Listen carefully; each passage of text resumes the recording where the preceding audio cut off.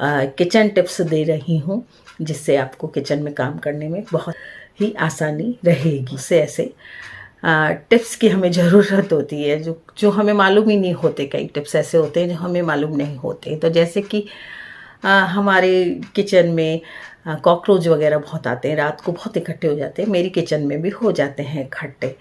तो इसमें क्या करना चाहिए कि जब हम उसमें स्लैब में पोछा लगाएं तो उस पानी में, पोछे वाले पानी में नमक डाल लें और मीठा सोडा यानी बेकिंग सोडा डाल लें।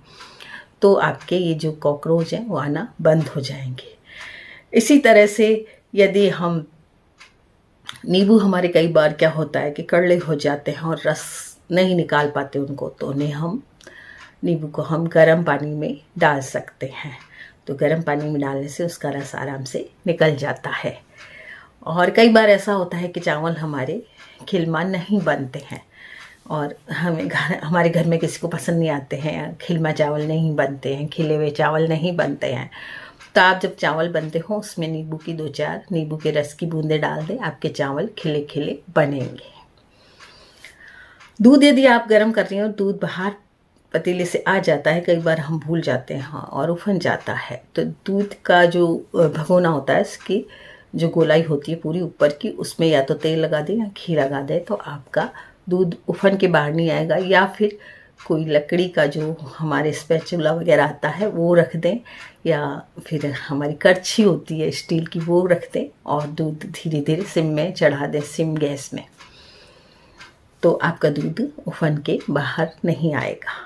इसी तरह यदि आप भिंडी की सब्जी बना रही हैं तो लिसलिसी होती है भिंडी, तो भिंडी कई बार लिसलिसी भिंडी अच्छी नहीं लगती, उसमें लार बहुत आती है, तो भिंडी अच्छी नहीं लगती। तो उसमें भी आप बनाते टाइम नींबू का रस डाल दें तो उसकी सारी जो लार है वो बिल्कुल हट जाएंगी और भिंडी आपकी कुरकुरी बनेगी। करेले हैं तो करेले को आप जब भी बनाएं तो आप सबसे पहले करेले को छील लें और छीलते टाइम करेले के दोनों जो तरफ के हिस्से हैं उन्हें बाद में काटें। पहले उनको छील लें, उसके बाद दोनों तरफ के जो किनारे हैं वो बाद में काटें, तो आपके करेला खारा नहीं बनेगा। तो करेले में उसके बाद आप छील कर उसको, और आपको यदि भरमा बनाने तो पूरे के पूरे करेले नमक के पानी में उबाल लें, तो खारे नहीं बनेंगे बिल्कुल भी। और यदि पीस करके बनाने हैं तो भी आप उनको उबाल लें पीस करके नमक के पानी में। इससे आपके करेले बिल्कुल भी खारे नहीं बनेंगे। और करेले की तो सब्ज़ी हम 3-4 दिन तक चला सकते हैं फ्रिज में रख के। तो करेले आप रात में भी बना सकते हैं। सुबह यदि आपको टिफ़िन में चाहिए तो आप रात में बना के करेले रखते हैं, दोपहर में उनको छील लें खाली समय में और उबाल के रखते हैं उनको नमक के पानी में। उसके बाद आप बना के उसको रख देते हैं। यदि रात को ही फ्रिज में रख देते हैं तो आपके करेले 2-3 दिन चल जाएंगे, टिफ़िन में भी अच्छे लगेंगे। जिन लोगों को अच्छे लगते हैं, वैसे डायबिटीज़ वालों के लिए करेले बहुत ही अच्छे रहते हैं। उसमें डायबिटीज़ जिनको भी है उसके लिए आप करेले की सब्ज़ी रोज़ खाइए, और रोज़ नहीं भी खा सके तो एक दिन छोड़ के ज़रूर खाइए। और जब करेले का सीजन है तो उसे सुखा दीजिए करेलों को, और सुखाकर और उनका चूर्ण बना लें मिक्सी में, और उस चूर्ण को आप फक्की के रूप में ले सकती हैं। तो 2 ग्राम फक्की ले लें आप पानी के साथ, तो उस डायबिटीज़ में भी आपके बहुत सही रहते हैं। तो करेले को बनाकर भी आप रख सकती हैं, और डायबिटीज़ के लिए भी करेले बहुत अच्छे होते हैं। इसी तरह यदि हम कई बार छोले भिगोने हैं या चने भिगोने हैं, रात को हम भूल गए हैं भिगोने, तो क्या कीजिए कि आप सुबह उठकर, यदि आपको 9 बजे आपको चने या काबुली चने या काले चने बनाने हैं, छोले बनाने हैं, तो आप सुबह 7 बजे उठकर भी गर्म पानी में उसे भिगो देंगी और थोड़ा सा मीठा सोडा डाल देंगी, तो आपके मतलब जो चने हैं वो फटाफट भीग जाएंगे और 9 बजे आप उसको बना सकती हैं उबाल कर। तो जब भी आप कभी भूल जाएं तो उसमें नमक या फिर मीठा सोडा डालकर और गर्म पानी में भिगो दें, आपके चने फटाफट भीग जाएंगे। मिर्ची है, हरी मिर्ची है, ज़्यादातर गल जाती है हरी मिर्च, तो उससे क्या करिए, पीछे के डंठल काट के और किसी एयर टाइट डब्बे में रख के और फ्रिज में रख दें। काफ़ी दिन आपकी जो मिर्ची हैं, हरी मिर्ची, वो काफ़ी दिन तक बिल्कुल ताज़ा बनी रहेंगी। इसी तरह से धनिया है, तो धनिया को भी आप हरे धनिया को आप न्यूज़पेपर में बंद करके रख दें। उसे इस तरह से बंद करें कि कहीं से भी उसको हवा न लगे। तो आपके जो हरे धनिए बिल्कुल ताज़ा पड़े रहेंगे और आपकी दाल सब्जी में काम आते रहेंगे। या फिर आप जब सीजन हो धनिए की तो धनिए को सुखा दें। मैं तो क्या करती हूँ कि धनिए को, हरे धनिए को सुखा देती हूँ। सुखा के पहले उसको धो ले, हाँ, धूल मिट्टी नहीं हो।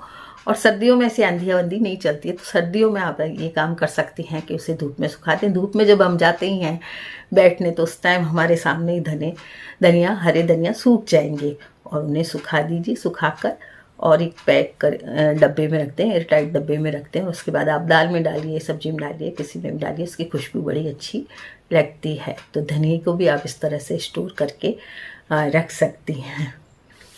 यदि किचन में काम करते टाइम आपका हाथ जल जाए तो उसमें आप उसी वक्त बर्फ़ की जो क्यूब होती है वो लगा लें, या फिर आलू कस के लगा सकते हैं, उसका आलू का रस लगा सकते हैं, या फिर केला मैश करके लगा लें, तो या फिर घी लगा लें। घी होता ही है हमारे पास एकदम, जब हम खाना बनाते रहते हैं तो पास में घी तो होता ही है। घी लगा सकते हैं या आलू कस के लगा सकते हैं।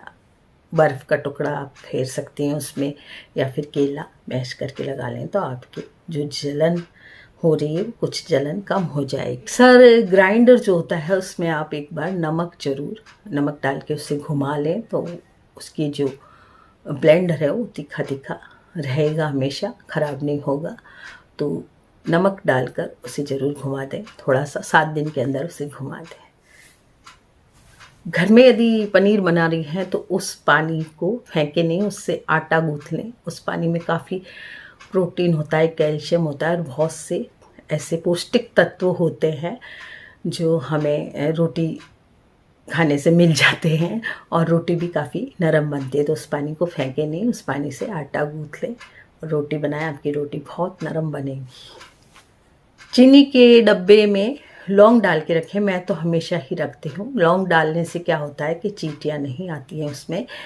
अभी कुछ दिन पहले ही मैंने थोड़ी सी चीनी मंगा रखी थी, तो चीनी थैली में पड़ी थी, 2 किलो चीनी होगी, थैली में पड़ी थी। मैंने सोचा भर लूँ लेकिन भर नहीं पाई, उसको टाइम नहीं मिला, उसमें हो गई बहुत सारी चींटियाँ।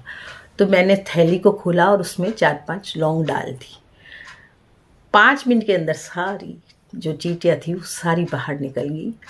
नहीं तो एक एक करके निकालनी पड़ती, या धूप में रखती तो धूप में वो चींटियाँ तो मर जाती और फिर उसको मुझे काम लेने में बड़ी दिक्कत होती, चीनी को काम लेने में। तो धूप में तो कई लोग रख देते हैं, धूप से भी निकल जाती हैं, लेकिन कुछ चींटियाँ उसमें मर जाती हैं। तो इससे अच्छा है कि आप उसमें लौंग डाल दें। तो लौंग डालने से क्या होगा, सारी चींटियाँ आपकी बाहर आ जाएंगी। तो और भी ऐसे टिप्स जानने के लिए हमारे चैनल पर बने रहिए, हमारे चैनल को सब्सक्राइब कीजिए। आज के टिप्स आपको किचन टिप्स कैसे लगे ज़रूर बताइएगा। यदि वीडियो अच्छी लगती है तो वीडियो को लाइक कीजिए, अपने दोस्तों में शेयर कीजिए और चैनल को सब्सक्राइब कीजिए।